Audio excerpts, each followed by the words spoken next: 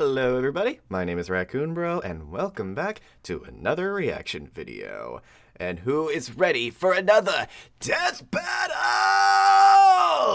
And we are going to be having probably one of the edgiest ones we've had yet, so make sure to watch your eyes because I wouldn't want you to poke them out.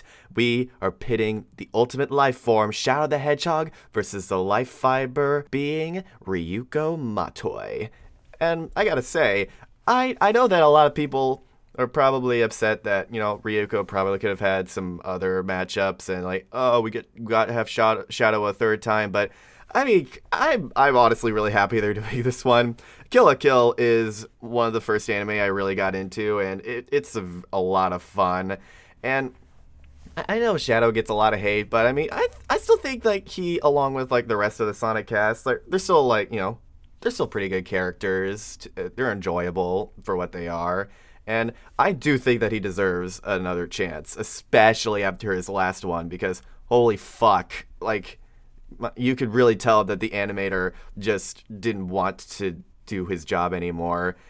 And so I realized that this is a mega stop apparently for Shadow, but I'm not gonna say who I think will win now because, you know, I don't want to sound stupid, but that being said, Shadow really could use a W. I mean, my gosh, he deserves it after all this time. And he's being voiced by Jello Apocalypse. So, I mean, hey, he did a really good job in his Saberwolf John Talbane go-around. So I'm really looking forward to this one, especially since the 2D team has been hyping this fight to hell and back. So, I mean, there's no telling what we're going to get. So, with all that being said, let's get into the mayhem.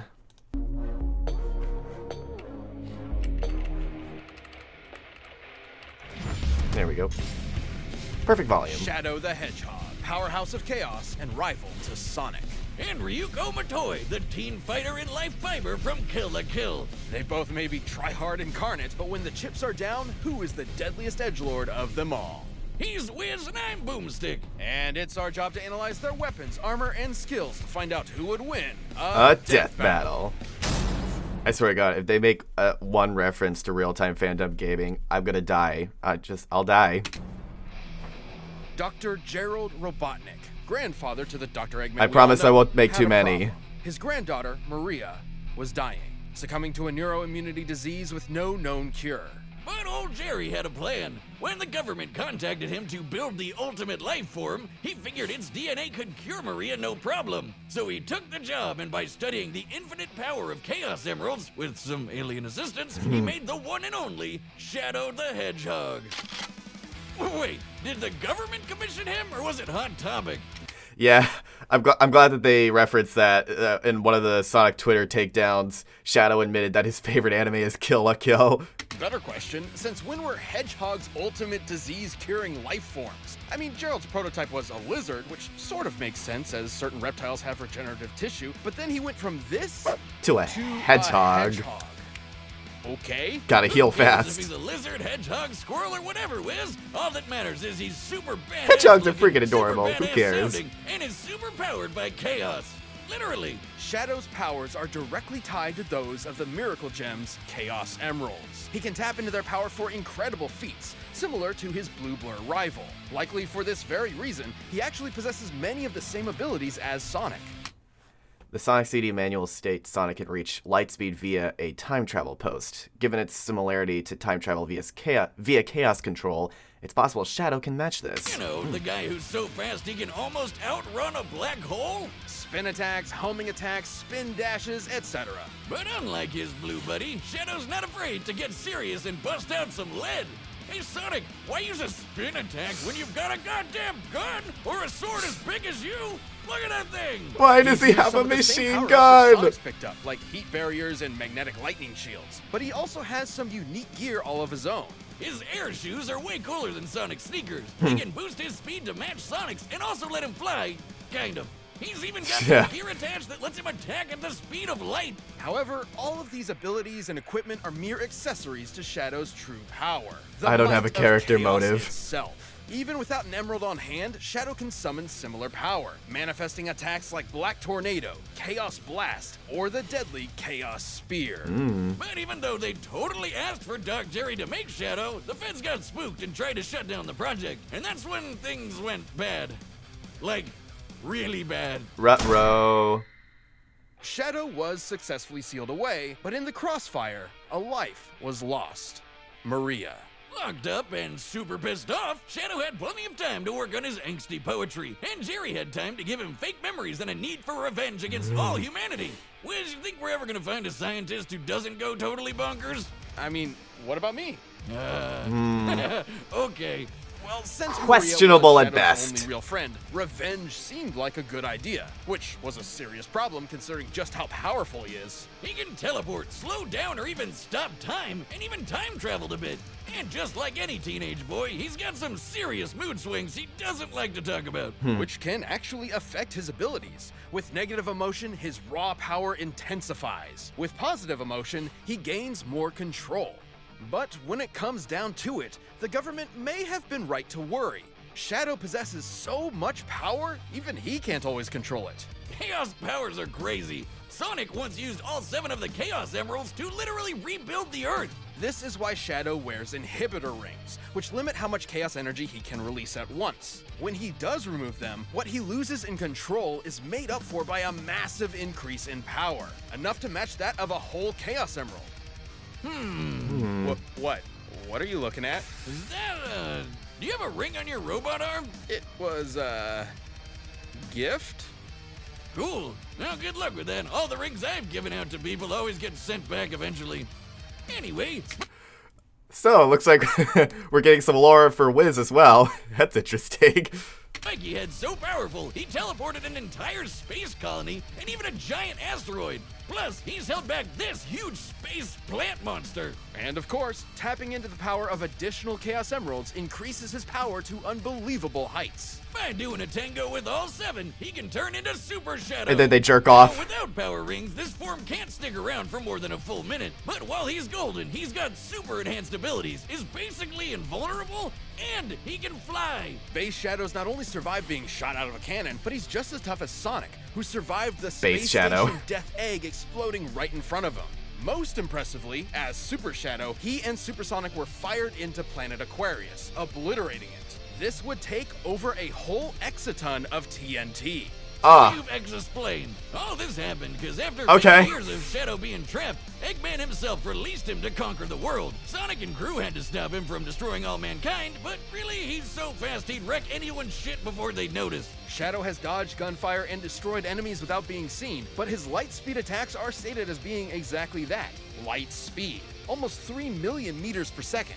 So Shadow's super strong and super fast. Makes sense he's a formidable enemy to just about anyone. Lucky for our heroes, they inspired Shadow to regain his memories of Maria, who actually wanted him to protect humanity instead of, you know, destroy it. Yeah. He's softened up, but he'll always be the edgy hedgehog we love to hate to love. Understood. Initiating the mission now. Alright, time to— Whoa! That was weird.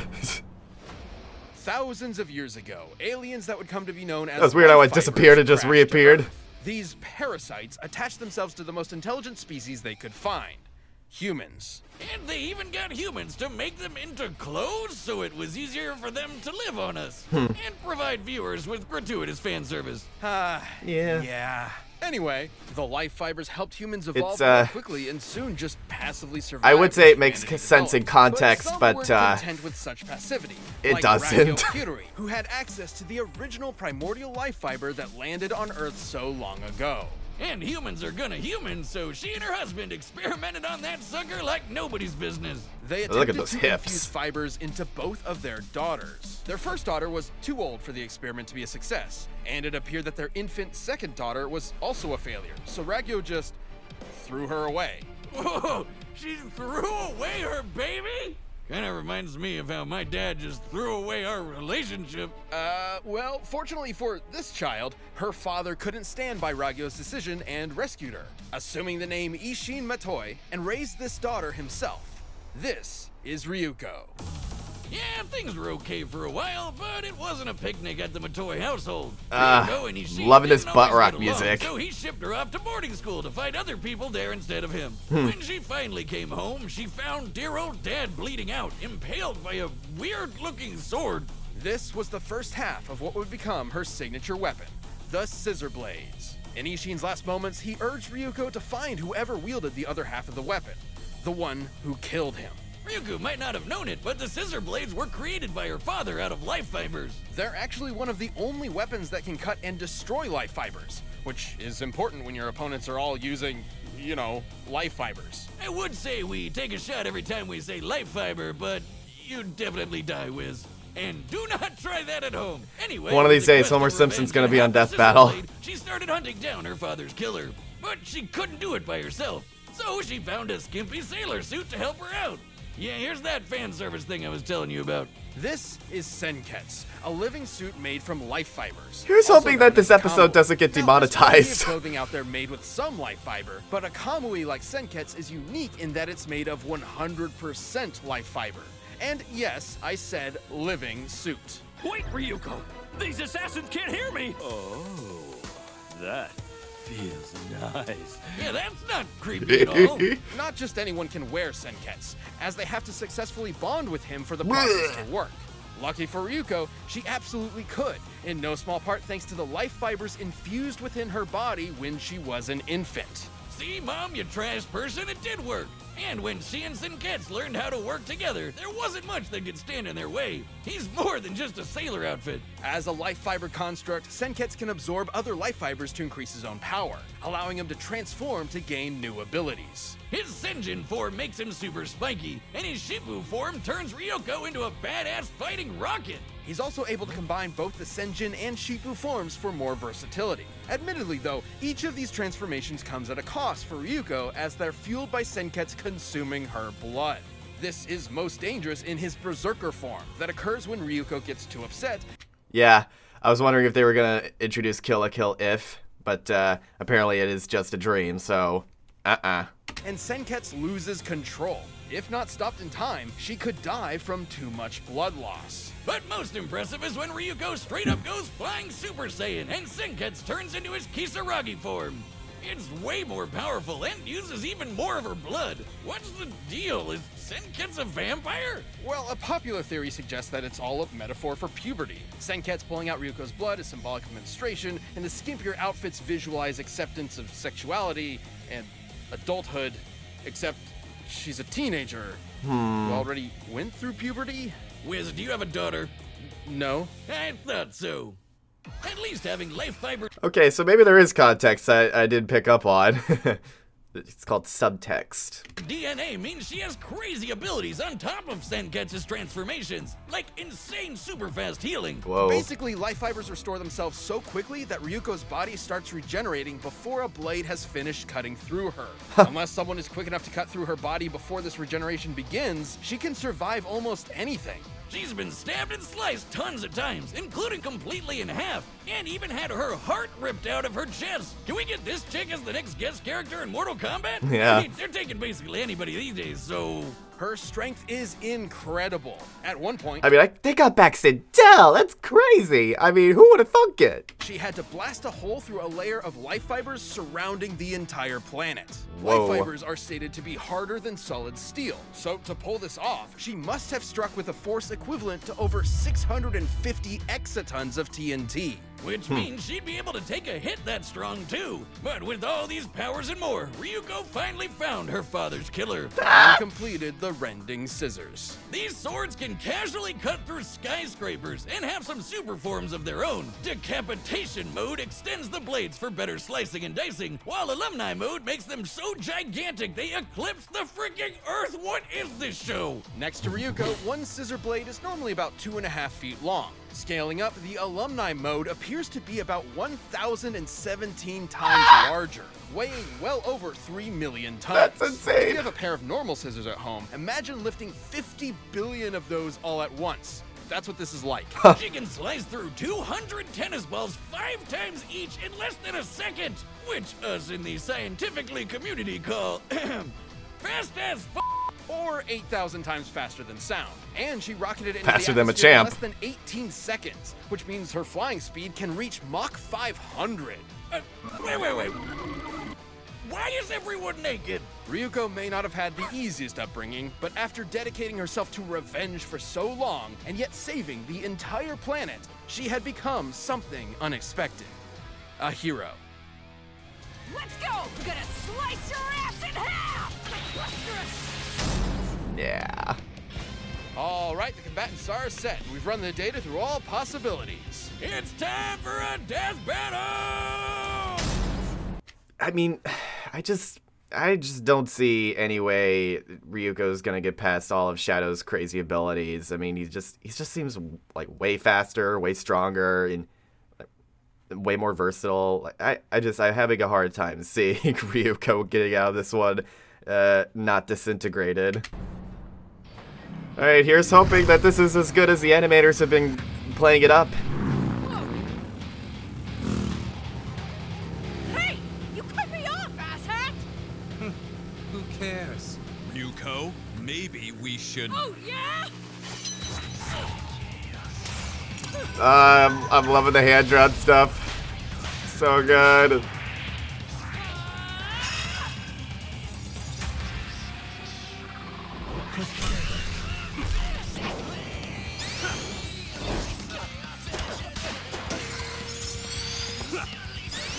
I'm so glad that they got Brandon Yates like to do a vocal track for this one, because I mean it's so fitting for these characters. I mean, my gosh.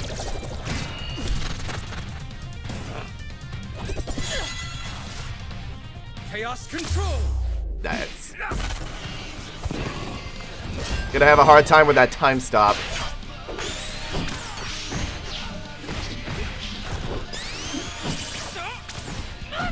He's anticipating you. You should anticipate him instead. No shit, stupid!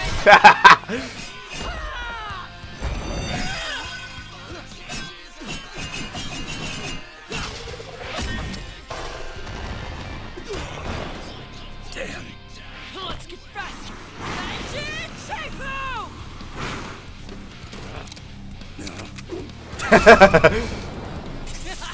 Aw, did your mommy pack that sword for you?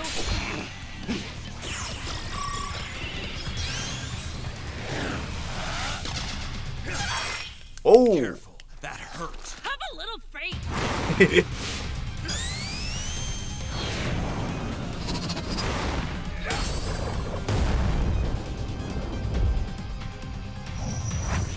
Time to end this. Behold my power. Oh, That's Kisaragi! oh yeah. Damn. Okay, they're really popping off on this one. Faker.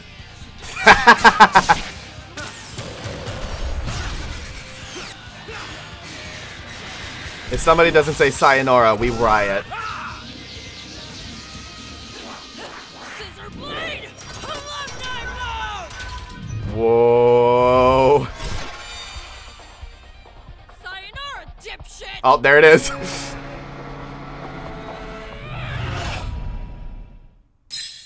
Uh-oh.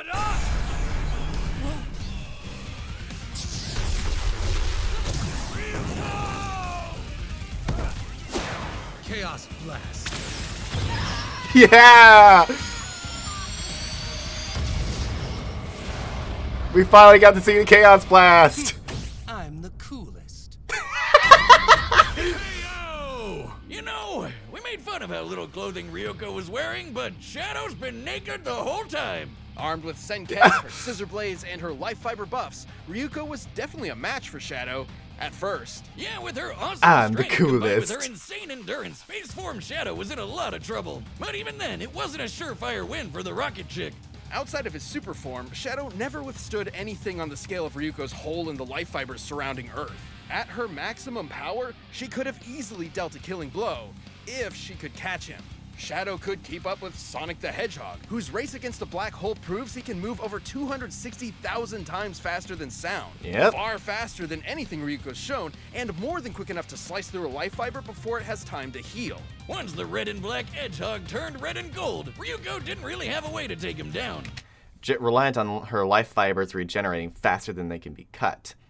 And he's got superior speed and time manipulation. I mean, Super Shadow's Chaos powers use all 7 Chaos Emeralds, which can move pieces of the Earth around. Considering Earth's total mass and the speed at which each piece was moved, this would require exerting energy equivalent to 1.6 decillion joules, which translates to over 2,800 zetatons of TNT. That's a ton of power. A lot more than Ryuko's biggest hits. Even 1 Chaos Emerald is enough to match Ryuko's best.